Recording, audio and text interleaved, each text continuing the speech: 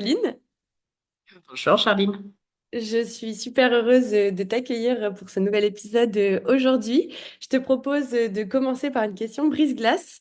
Quel est le premier emploi que tu as occupé et qu'est-ce qui t'a le plus marqué dans cet emploi? Premier emploi que j'ai occupé, c'est dans le cadre de mon apprentissage. Donc en Master 2, j'ai fait un apprentissage et puis ensuite je suis restée dans la même entreprise. Ce qui m'a le plus marqué dans cette entreprise et dans cet emploi, c'est qu'il y avait beaucoup de cadres. C'était dans l'automobile, l'industrie automobile. Donc beaucoup de cadres, une culture très marquée sur des choses assez formelles, sur les ressources humaines et sur la culture d'entreprise. C'est vrai que ça m'a beaucoup choqué de me dire que la culture d'entreprise, c'était quelque chose de très formalisé, alors que pour moi, la culture, ça se traduit vraiment par des valeurs qui sont pas palpables. Donc c'est, on va dire, la chose qui m'a le plus marqué et qui me marque, on va dire, d'autant plus aujourd'hui dans l'entreprise où je suis. Est-ce que tu peux te présenter et nous parler aussi de ton rôle du coup en tant que RRH? Bien sûr, donc je suis Joline, donc j'ai 32 ans. Je suis maman d'une petite fille de 4 ans et je suis donc responsable ressources humaines dans une société de recherche et de développement dans l'agricole. Souvent, c'est vrai que les personnes savent pas trop ce que c'est les ressources humaines, donc c'est vrai que c'est important de le redécrire. On a un rôle de support, on va dire, à l'organisation sur tous les sujets autour de l'humain. Ça va du recrutement, de l'intégration de la personne, de l'accompagner dans le développement des compétences via la formation. On a un rôle aussi sur les relations sociales en lien avec les représentants du personnel dans les entreprises qui en ont. On a un rôle de conformité avec le cadre légal, les conventions collectives, qui est un gros pavé aussi assez complexe. Et puis, en général, voilà, on accompagne les dirigeants, les managers et les salariés à se sentir bien au travail au final et permettre à l'entreprise d'être performante.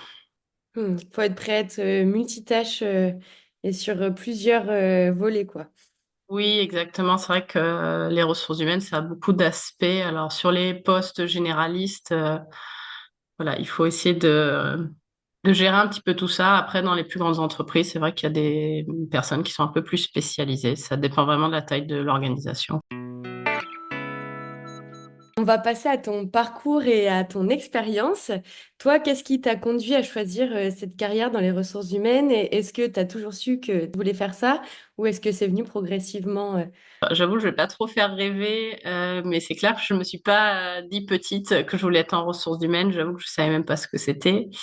J'ai fait donc un bac scientifique. Je savais pas trop ce que je voulais faire, donc je pense qu'on nous a toujours un peu bassiné. Il faut faire S parce que ça ouvre beaucoup de portes. Donc j'ai fait un petit peu comme tout le monde. J'ai suivi les conseils dans l'idée de devenir pharmacienne. Bon, j'ai bien vu que mes notes n'étaient pas suffisantes en physique, chimie, mathématiques. C'était un peu compliqué pour moi, donc je me suis dit non, il va falloir que tu trouves autre chose. Donc je me suis dirigée vers un BTS assistante de gestion PME, PMI.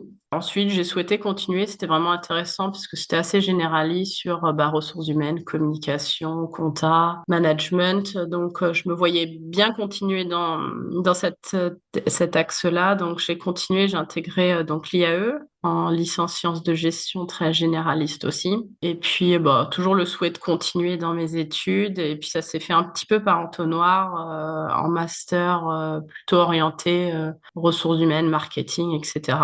J'aimais pas trop la finance, je comprenais pas trop la logique du débit-crédit à l'envers. Pour moi, c'était compliqué. Donc je me suis orientée plutôt là-dedans. Et puis ensuite, je préférais beaucoup plus les ressources humaines. Pour moi, le marketing, c'était pas trop fait pour moi dans le sens où il fallait beaucoup être dans la lumière. Et moi, c'est pas trop forcément mon truc.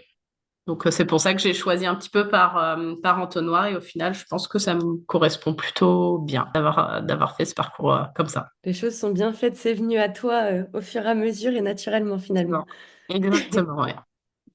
Est-ce que tu peux nous partager les étapes qui ont été vraiment marquantes dans ton parcours professionnel? Je pense que le plus marquant pour moi, c'est de trouver un apprentissage, de trouver des emplois, un peu comme tout le monde, hein. Je dirais que J'ai passé beaucoup d'entretiens, j'ai passé beaucoup de temps à faire de la route, etc. Essuyé beaucoup de déceptions parce que c'est pas forcément parce qu'on est en ressources humaines qu'on sait se mettre en avant. Donc ça, je pense que ça a été le plus marquant, c'est vraiment de chercher un emploi qui me correspondait vraiment et de savoir se mettre en avant. Donc j'ai eu la chance, on va dire, qu'il y ait des entreprises qui m'aient fait confiance. Et voilà, tout ce parcours a fait que j'en suis là aujourd'hui. Oui, avec accepter des déceptions, des recrutements qui aboutissent pas, un peu comme tout le monde, hein, pas que moi comme tout le monde, mais bon. C'est, je pense, le plus marquant pour moi.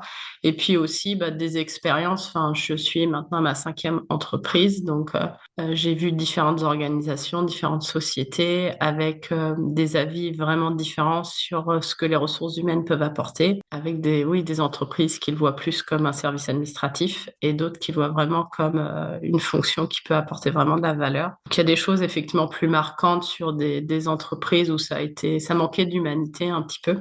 Et là, pour moi, ça a été choquant dans le sens où c'est pas ma vision des choses. Donc, on va dire, ça a été marquant, mais ça m'a permis de savoir ce que je voulais et ce que je voulais pas aussi.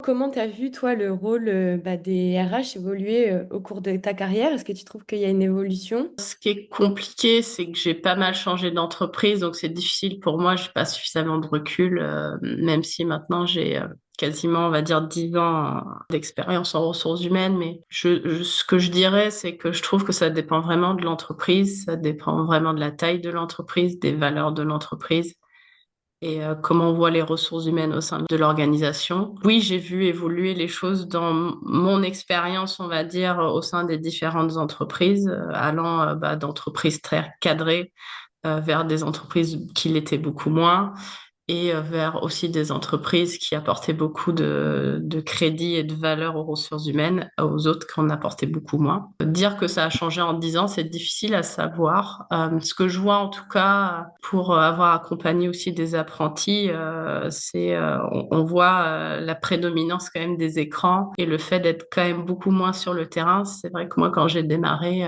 dans une société industrielle, j'étais énormément sur le terrain et c'est ce que j'appréciais beaucoup, d'être au contact des gens, des choses très concrètes, enfin, d'un produit brut à un produit fini. Je trouve qu'aujourd'hui, on va dire, les nouvelles générations sont beaucoup plus derrière leurs écrans, osent moins aller voir les autres. Il y a vraiment cette barrière de l'écran. Donc, j'avoue que ça me fait un peu peur parce que c'est pas trop ma vision des choses, mais c'est comme ça que je vois évoluer. Après, il y a plein de choses qui peuvent nous accompagner, je pense aussi dans les ressources humaines aujourd'hui, comme l'intelligence artificielle, dans les choses administratives. En tout cas, ce qui changera pas, on va dire, c'est l'humain, les valeurs et ce qu'on peut apporter, voilà, en tant qu'humain. Le fait de travailler ensemble enfin, que tout le monde se sente bien au travail, ça, c'est des choses qu'on va dire, on est tous responsables en tant qu'humains pour que ça fonctionne bien. C'est pas artificiel, quoi. Ouais, c'est plus sur les tâches chronophages au final qui pourront être automatisées et vous faire gagner du temps pour être peut-être plus proche Exactement, ouais. aussi des Ouais. personnes. Je lis pas mal d'articles en corrélation du coup avec le métier des ressources humaines. C'est vrai que souvent les RH, RRH, DRH ont l'impression d'avoir mauvaise presse, notamment parce ils ou elles sont souvent associées du coup à virer des gens alors qu'on sait que ce n'est pas leur fonction première. Toi, du coup, ça a été quoi en fait tes défis auxquels tu as fait face justement dans la gestion des employés et comment ton rôle est perçu au sein des entreprises que tu as pu côtoyer? C'est vrai qu'on n'a pas toujours une bonne image. Enfin, je me souviens de la fois où j'ai dit à mon père que j'allais faire des ressources humaines et il m'a dit non, mais fais pas ça. Et c'est juste horrible comme métier. Les gens, ils sont pas sympas. Et j'ai dit ouais, mais ça dépend les gens qui le font, quoi. Je veux dire, et j'ai toujours eu enfin, il avait l'image, on va dire, de personnes avec qui il avait été confronté aussi en ressources humaines dans le monde du travail. Et c'est vrai que je me suis posé la question, voilà, est-ce que je veux vraiment avoir cette image ou pas? Et c'est vrai que quand on fait des études un peu plus longues, on vous fait imaginer aussi que vous allez changer le monde et que, voilà, et que tout est possible. Bon, on se découvre qu'en entreprise, des fois, c'est un petit peu moins le cas, mais bon. En tout cas, on essaye à notre niveau en tout cas, moi, j'ai essayé à mon niveau d'être vraiment connecté avec les gens, de les accompagner, de pas pénaliser l'organisation l'organisation, même si on a des directives, un cadre légal. Je pense que je suis beaucoup plus flexible, on va dire,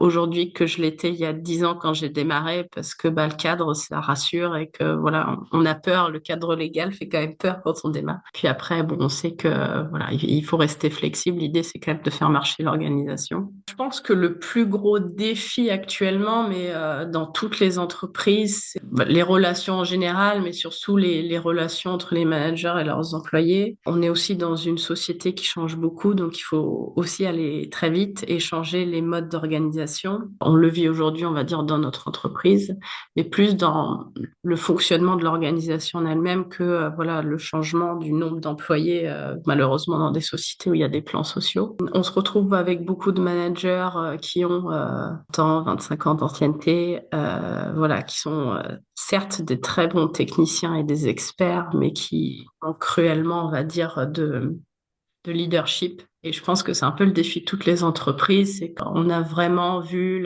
l'évolution dans la carrière via le management et l'encadrement d'équipe. C'est possible pour certains, ça ne l'est pas forcément pour d'autres. Et c'est ça qui est le plus, je pense, destructeur dans les organisations aujourd'hui, avec bah, des gens en souffrance et possiblement aussi des managers qui sont en souffrance parce que voilà, ils savent pas comment faire autrement. Ils adorent leur travail, ils adorent leur expertise, mais la partie humaine est quand même pas pareille que le reste. Donc, je pense que c'est le plus gros défi que j'ai aujourd'hui, mais ouais, qui est généralisé, on va dire, à peu près à toutes les entreprises au final. Ouais, c'est un métier à part entière d'être manager. Et c'est vrai qu'on a beau avoir les compétences techniques, la gestion de l'humain, c'est encore voilà, une autre mission. Et si on n'est pas formé pour, ou en tout cas préparé pour, c'est super difficile. Et même, je pense que quand on l'est, c'est la matière la plus difficile, l'humain à gérer. Donc oui, comme tu dis, même des personnes qui seraient formées et qui auraient eu toutes les formations nécessaires,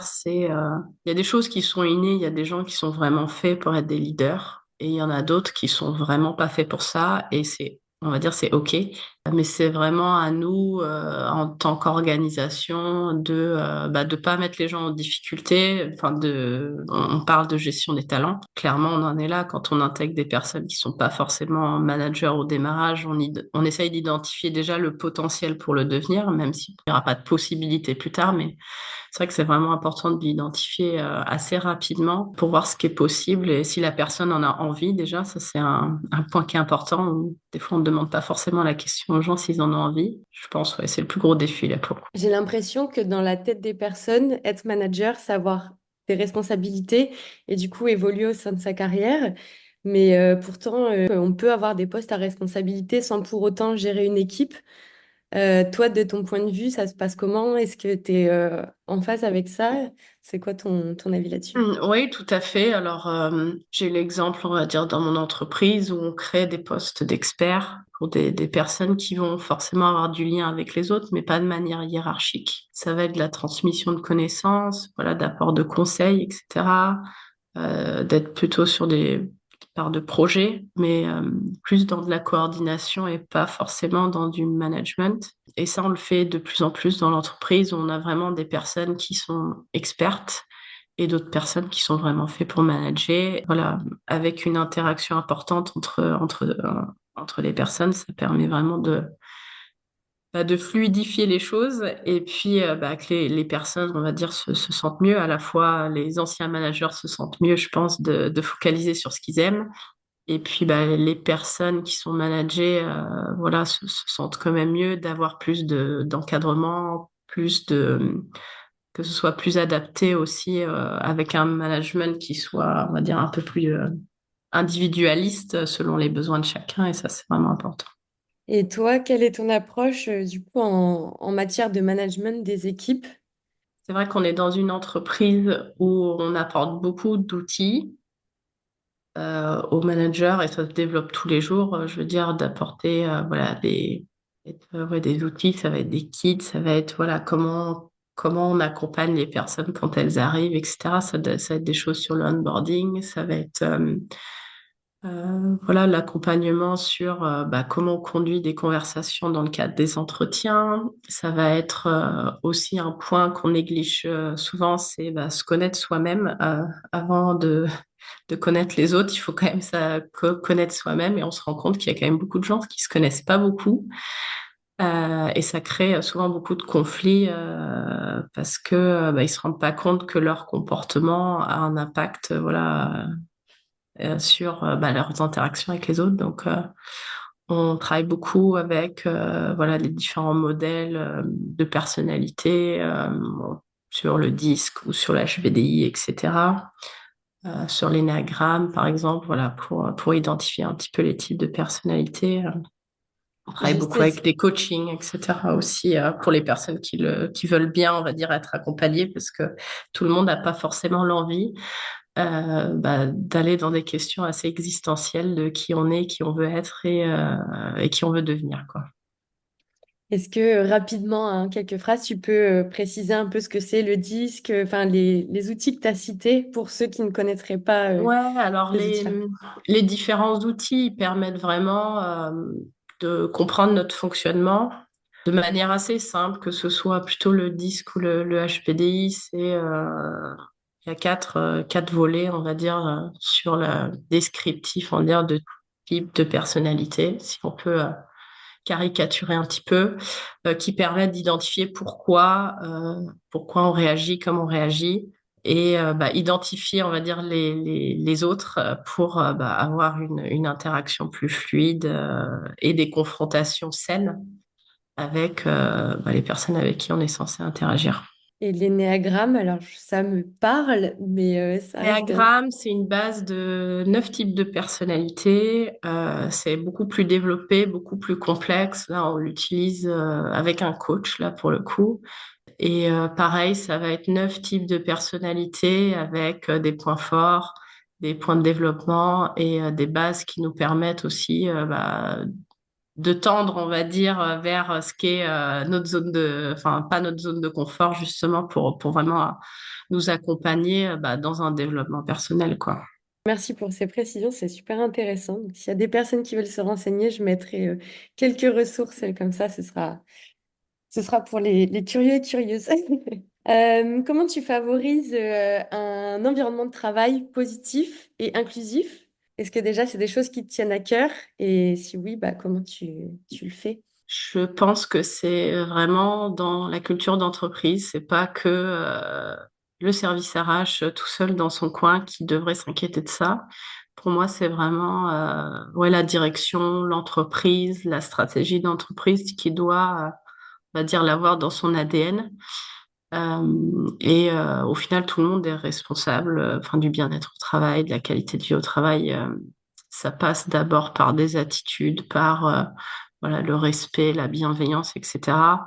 Au-delà des choses, on va dire, qui me semblent un peu plus, on va dire, matérialistes qu'on peut mettre à côté et qui, clairement, oui, ça fait partie de la qualité de vie au travail. Mais voilà, le plus gros, c'est bah, de venir au travail bien et de repartir dans le même état, idéalement, voire mieux. Bon, ça arrive rarement, mais parce qu'on est fatigué de notre journée, mais et pour moi, c'est vraiment ça. Donc, c'est difficile de dire comment on le fait. Ça dépend vraiment des différentes entreprises et chacun a des besoins différents. Donc, on ne pourra pas combler tout le monde.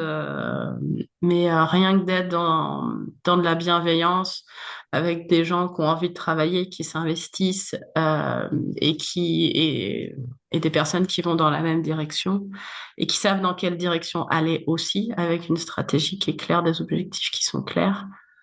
Ça me paraît quand même être des bons ingrédients pour bah, la réussite et la qualité de vie au travail, quoi.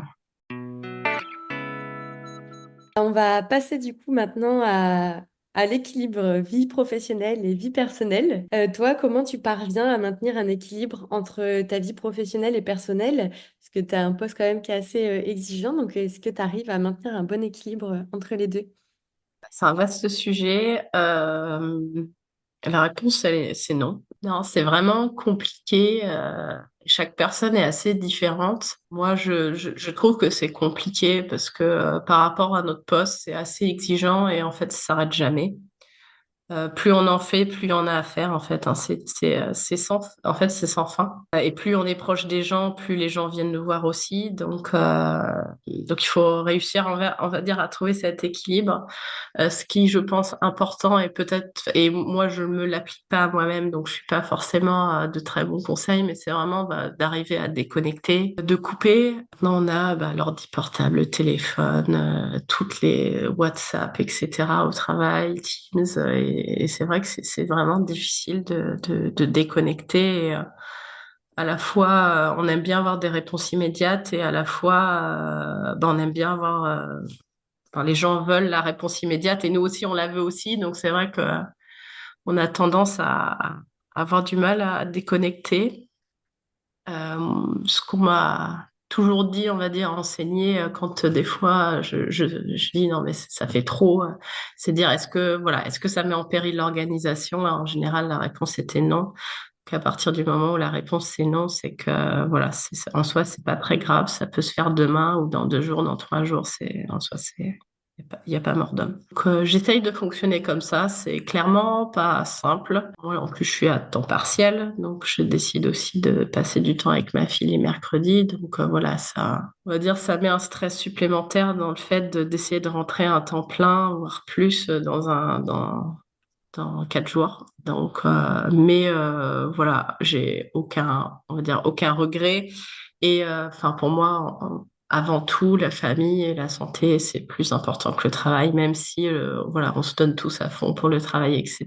Et si on peut voilà, à réussir, on va dire, à combler les deux, c'est chouette, mais c'est vrai que c'est un exercice compliqué. Donc, pour ceux qui y arrivent, chapeau, parce que moi, je n'ai pas trouvé encore tous les ingrédients pour y arriver. Ouais, c'est pas facile et souvent quand je pose ces questions-là, la réponse c'est la même, c'est oula, c'est un vaste sujet. C'est ça, Donc c'est ça. c'est hyper compliqué. Et puis tu parlais de déconnexion numérique, mais il y a aussi la déconnexion mentale. Forcément, le soir, on reste quand même un peu dans ce qui s'est passé la journée.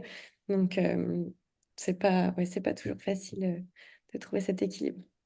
Je pense que c'est pour ça, enfin, c'est vrai que en termes de, par exemple, on parle beaucoup de télétravail actuellement, et c'est vrai que moi j'aime beaucoup plus aller au bureau qu'aller faire du télétravail, parce que je déconnecte beaucoup moins quand je fais du télétravail. Je suis à la maison, je fais, je vais faire ça vite fait, et en fait, là, le temps défile, tu manges pas le midi, tu bosses plus que, moi je bosse plus, en tout cas quand je suis à la maison, que quand je suis au travail. Parce que au travail, on peut, voilà, à 10 heures, c'est le café, tout le monde va au café. Après, le midi, on prend la pause avec tout le monde, on discute. Et c'est vraiment dans ces moments-là qu'on déconnecte. Après, on fait un baby-foot. Enfin, voilà, tous ces petits moments, ils sont vraiment importants parce qu'on a besoin d'enlever la tête de l'écran et voilà, juste d'interagir avec les autres. Parce qu'à la fin de la journée, oui, c'est peut-être du temps de perdu, mais au final, c'est vraiment ce qui nous permet d'interagir et c'est vraiment ce qui est le plus important sur le long terme, c'est le contact avec les gens, que les gens nous fassent confiance. Quand il y a besoin, ils sachent que notre porte, elle est ouverte. Ça crée du Donc, lien et puis ça rend ouais, accessible aussi. ouais, tout à fait. Et puis pour nous, c'est bien aussi, voilà, ouais, de pouvoir interagir. C'est vrai que moi, je passe beaucoup de temps derrière mon écran, réunion, etc. Mais pour moi, le plus important, et c'est les personnes, c'est de passer du temps avec eux au final, même s'il n'y a rien de concret qui se passe derrière, d'action particulière, etc. C'est vraiment un entretien de lien, quoi. Intéressant parce que c'est pour les employeurs qui s'inquiètent que leurs employés ne travaillent pas en télétravail. Je pense qu'effectivement, on est 2 fois plus productif finalement quand on est chez nous parce que justement, il n'y a pas tous ces moments, bon, même s'ils sont précieux, etc., de déconnexion et de partage avec les collègues. Mais c'est vrai que c'est assez surprenant, les entreprises qui font un peu marche arrière là-dessus, par peur justement que les employés ne soient pas productifs chez eux, alors qu'on s'aperçoit que ben, c'est complètement l'inverse, quoi. Oui, bah oui, j'avoue qu'il y a toujours cette image, et même nous, des fois au travail, enfin, on a des personnes qui sont sur le terrain qui disent, ah bah il est en télétravail, enfin, il va passer la tondeuse ou il va mettre son linge ou j'en sais rien, bref. Donc c'est vrai que c'est assez drôle parce que c'est vrai que quand on est dedans, on se dit bah non, c'est pire quoi. Enfin, j'ai l'impression de faire plus de choses quand je rentre chez moi le soir après une journée de travail que quand je suis en télétravail parce que bah au final tu penses qu'au travail et tu te sens coupable en fait. Tu dis ah bah je vais faire ça vite fait, tu te sens limite coupable de le faire alors que bah voilà, t'es chez toi et bon, tu peux pas non plus, ça reste chez toi, donc tu peux pas te couper et dire non, bah, je reste dans mon bureau pendant 7 heures sans rien faire, quoi. Donc Mm. le fait juste de prendre la route, j'ai 20 minutes aller, 20 minutes retour, ça me permet vraiment de plus couper euh, le fait d'être en voiture parce que ouais, bah, quand tu es chez toi, bah, tu peux pas couper en fait, quoi. Je pense que ça permet l'équilibre, conciliation vie perso, vie pro pour des personnes qui ont beaucoup de routes. Je pense que c'est vraiment bien, mais ouais, c'est pas forcément toujours adapté à tout le monde, je pense. On va passer à la gestion des émotions. Toi, comment est-ce que tu gères tes émotions dans le travail? Est-ce que tu fais la part des choses? Est-ce que, enfin voilà, comment tu vis et tu te laisses traverser par ces émotions? Alors moi, je suis quelqu'un de très expressif, donc c'est assez facile. On lit en moi comme un livre ouvert. Donc quand ça va ou quand ça va pas, en général, les gens le voient assez rapidement. Donc c'est quelque chose vraiment sur lequel je dois travailler, notamment quand je suis pas forcément d'accord ou contente avec ce que quelqu'un va dire ou est en train de dire. Il faut vraiment que j'arrive à le contrôler et c'est vraiment pas simple parce que c'est vraiment inconscient. Enfin, dans tous les cas, c'est vraiment important de rester calme. Pour moi, ce qui est toujours important et notamment dans des conversations qui sont pas toujours simples, c'est vraiment de rester sur des choses factuelles et c'est vrai qu'on apprend dans les cours de management, etc. On focalise sur l'action ou sur le comportement et pas sur la personne. C'est vrai qu'on a souvent tendance à associer un comportement, une action à une personne. Donc il faut vraiment arriver à déconnecter ça, même si c'est pas toujours facile. Donc c'est ce que j'essaye de faire, mais enfin pour moi c'est vraiment un travail du quotidien, oui, d'essayer d'être moins expressive ou en tout cas de montrer moins, on va dire, mes émotions, mais à la fois, je veux dire, on est humain et c'est quand même plus agréable d'être en face de quelqu'un où bah, on sait ce qu'il pense plutôt que d'être en face de quelqu'un où on ne sait pas ses émotions, on ne sait pas ce qu'il ressent. Et c'est vrai que c'est assez perturbant parce que souvent, c'est des personnes, quand on lit pas leurs émotions, c'est pas des personnes très communicantes non plus. Et du coup, on ne sait jamais au final ce qu'ils pensent vraiment, ce dont ils ont besoin. Donc, c'est vrai que ça fait pas une communication très fluide, quoi. Donc, je pense qu'il faut, comme tout, en fait, trouver cet équilibre. Et puis, bah, dans le respect, la bienveillance. Et puis voilà, faire preuve d'écoute et d'empathie. Je pense que c'est ce que j'essaye, en tout cas, de faire. Et de laisser, des fois, mes a priori ou, voilà, les on-dit qu'on entend de côté pour, bah, me faire ma propre idée. Et puis voilà, j'essaye de fonctionner comme ça, en tout cas. De ce que j'entends, au final, ça serait peut-être pas d'essayer de les contrôler, mais plus de les exprimer autrement que de les... Est-ce qu'elles ont leur place au final, Bah, elles existent pour une raison, quoi. ouais, voilà, c'est ça. Enfin, on parle beaucoup de PNL, etc. Et cetera. Et c'est vrai que bah, quand les gestes, on interprète les gestes de manière différente. Donc, c'est vrai que de mettre des mots dessus, c'est quand même mieux qu'on laisse la personne imaginer ce qu'on peut ressentir, bah, voilà, par rapport à notre gestuelle. Donc, ça, c'est vrai que exprimer les choses, c'est quand même plus simple dans une conversation que bah, voilà, juste de faire exprimer, on va dire, notre visage, nos gestes, etc. Est-ce que c'est l'intelligence émotionnelle, c'est quelque chose que vous utilisez beaucoup en entreprise et quelle importance tu accordes à ça justement en tant que RRH? Non, et c'est vrai qu'on a plus focalisé sur bah, se connaître soi-même, etc., d'interagir avec les autres, mais là, je pense les gens sont pas encore prêts à ça. Mais clairement, oui, je pense que c'est un sujet vraiment intéressant. Et en tout cas, pour un certain niveau de management, où ça pourrait être bien effectivement qu'on ait ce genre, en tout cas qu'on en sache plus là-dessus, parce que moi-même, j'avoue que j'en connais pas beaucoup plus que la définition et qu'on puisse s'y intéresser, mais ça nécessite tout un travail en amont et il y a encore pas mal de choses à faire en tout cas. En termes d'innovation, est-ce qu'il y a des pratiques innovantes que tu as mises en place au sein de diverses entreprises pour améliorer la gestion des ressources humaines? Alors, je suis pas quelqu'un de très créatif, donc moi, je reste sur des choses assez, on va dire, concrètes. Dans la création, on va dire, plus dans mon entreprise, mais pas de mon fait, puisqu'on a la chance d'avoir des services qui sont dédiés sur la formation, le recrutement, la comp and ben, enfin, toute la partie paye. Il y a eu un gros travail de fait sur la reconnaissance au travail ou sur voilà la cooptation des choses qui sont enfin que je n'ai pas du tout créer mais où je vois vraiment une valeur ajoutée. Alors si on parle de la cooptation, ça va être et on en parle beaucoup dans les entreprises aujourd'hui, bah, c'est d'aider le service RH dans le recrutement en proposant des candidatures de personnes qu'on recommande. Ça, c'est des choses qu'on essaye d'appliquer, enfin qu'on les salariés sont vraiment nos ambassadeurs, on va dire, et nous permettent vraiment d'intégrer des personnes qui ont des valeurs communes, on va dire, avec celles de l'entreprise. Et puis pour la partie reconnaissance, moi je l'ai eu dans différentes entreprises, mais qui se traduit un petit peu différemment. On parle beaucoup de reconnaître les propositions d'amélioration en industrie, c'est des choses qui se font beaucoup. Mais là, on est plutôt sur voilà, le remerciement sous forme de carte, en fait, un peu comme une carte postale avec voilà, le fait de remercier la personne avec un message et pourquoi on la remercie. Et c'est des choses qui paraissent toutes simples au final, mais qui apportent une vraie valeur ajoutée quand on la reçoit. C'est vraiment quelque chose qu'on peut relire, qu'on peut, voilà, et qui nous tient à cœur. C'est vraiment des petites choses, mais je trouve que ça correspond bien à la culture qu'on a envie de promouvoir dans l'entreprise. Donc voilà. Après, ce que j'ai essayé de mettre en place, mais qui est pas toujours palpable, pour moi, ce qui est vraiment important, c'est l'équité, qu'elle soit au niveau du traitement, du salaire, etc.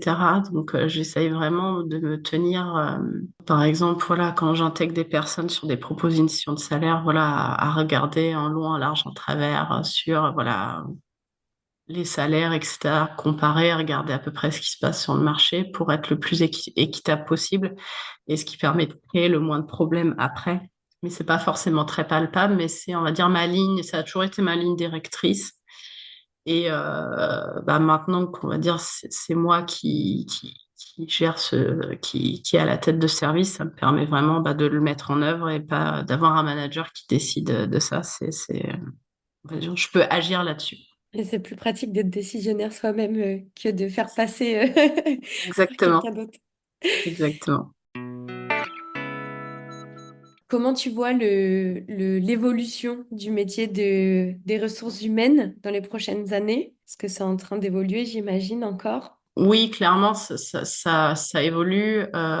Comment on voit les choses, c'est qu'on en demande aussi de plus en plus. Et puis, depuis plusieurs années, on en quand même demande de plus en plus aux managers sur les tâches RH. Donc, on a vraiment un rôle de plus en plus d'accompagnement des managers. Enfin, on parle beaucoup de HRBP, donc de business partner.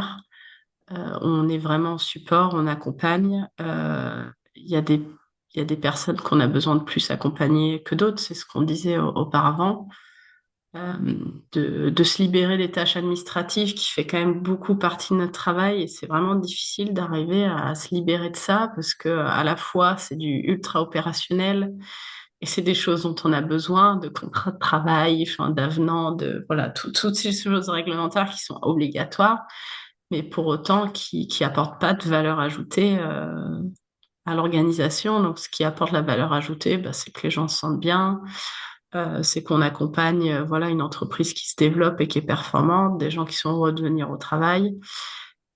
Et c'est des choses qui sont beaucoup plus complexes, qui durent beaucoup plus sur le temps et qui te fait, bah oui, avec l'aide du service RH, mais bon, c'est pas le service RH tout seul qui va changer, qui va faire évoluer ça. Ça nécessite bah, que tout le monde se sente, on va dire, impliqué et que tout le monde participe à ça. Donc, je pense qu'on s'oriente quand même de plus en plus vers ce rôle d'accompagnement, mais ça nécessite aussi, oui, d'être beaucoup moins dans de l'opérationnel, ou en tout cas de prendre moins de temps pour la partie opérationnelle, quoi. On a beaucoup parlé aussi des managers. Est-ce que tu trouves qu'il y a une évolution aussi de leur rôle par rapport à il y a encore quelques années?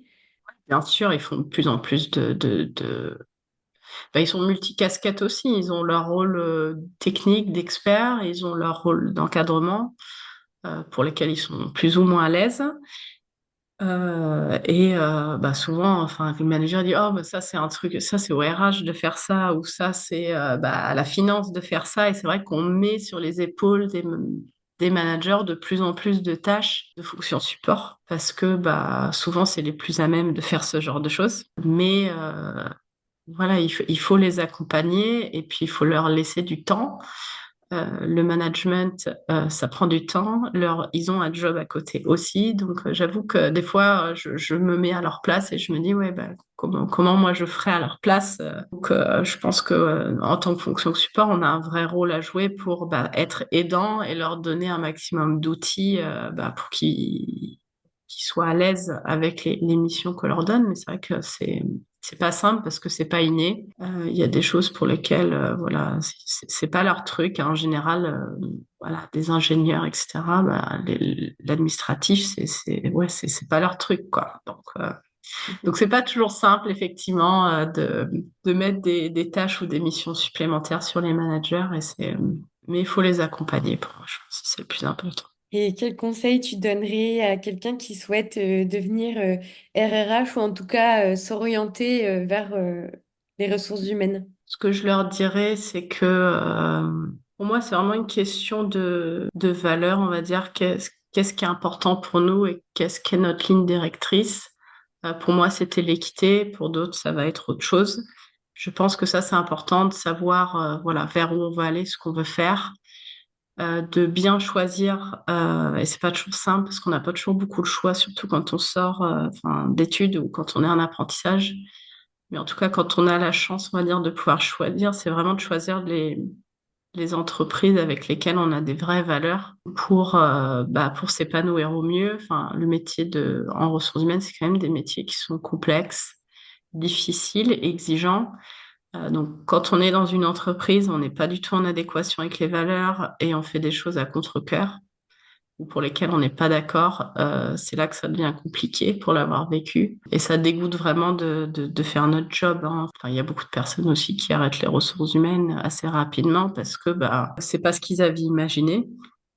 Donc, il y a beaucoup d'entreprises, voilà, de cultures sur les ressources humaines assez différentes. Donc, il faut essayer, quand on a la possibilité, voilà, de choisir, d'accepter d'avoir des périodes. Parfois, on n'a pas d'emploi, pour trouver, dire la bonne expérience et la bonne entreprise, quoi. En tout cas, c'est comme ça que moi, je me suis guidée. Je sais pas si c'est la bonne manière de faire, mais en tout cas, c'est comme ça que moi, je l'ai fait. Et je pense que, voilà, je m'en sors pas si mal au final. Eh ben, on arrive quasiment à la fin du coup de cet épisode. Je te propose qu'on termine sur une touche légère. Si tu pouvais dîner avec n'importe quelle personnalité, vivante ou décédée, qui choisirais-tu et pourquoi? Alors moi, je pense que je choisirais quelqu'un comme le Dalai Lama ou je sais pas, quelqu'un comme ça. J'ai fait pas mal de lectures, enfin, sur le développement personnel et tout ça, et c'est quelque chose qui est vraiment important, c'est d'avoir cette sensation de liberté, tu sais, de sagesse que tu ressens en toi là, de te sentir, on va dire, libre dans ta manière de penser, d'agir. Et je pense que, enfin, quand on parle de déconnexion, clairement, enfin, on a ces métiers exigeants et le fait d'être vraiment déconnecté et d'être en paix avec soi-même, c'est quelque chose que j'aimerais ressortir un jour. Donc, potentiellement, avec ce genre de sagesse, trouver les outils et les manières d'avoir cette sensation un jour, ce serait, pour moi, on va dire, un accomplissement perso. Donc, voilà, le choix. Eh ben, écoute, merci beaucoup en tout cas pour l'échange. Il était très riche et puis bah, je te souhaite une bonne journée. Merci, avec plaisir. Bonne journée également.